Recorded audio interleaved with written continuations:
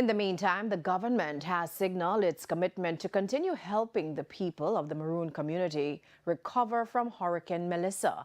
We have the details in this report. Days after the Accompong chief's viral post rejecting JDF support, Commerce and Industry Minister Auburn Hill addressed the Senate. Staff from Central Ministry conducted underground assessment to verify which businesses were positioned to resume operations and would benefit meaningfully from the support. The most recent assessments were done in Accompong.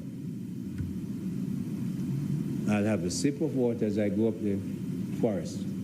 Thirst quenched, the Commerce Minister explained Accompong is among several St. Elizabeth communities that will continue to be prioritized. The area has several grocery shops that the state believes are critical to the people's survival and will therefore receive assistance.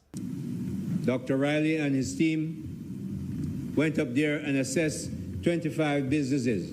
Several wooden structures were completely destroyed, while concrete buildings suffered extensive roof damage.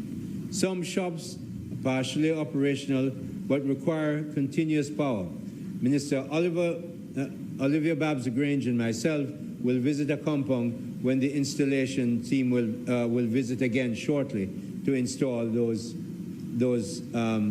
generators. A partnership too with an entertainer and other charitable groups to return some normalcy to the small business owners' operations in the Maroon community. The Sean Paul Kitchen I mentioned before, Chef Brian Lumley met with me, and they're going to look at providing utensils for some of the stalls that are and shops that are being restored. The Prime Minister himself has said nothing since the Maroon Colonel publicly communicated the rejection.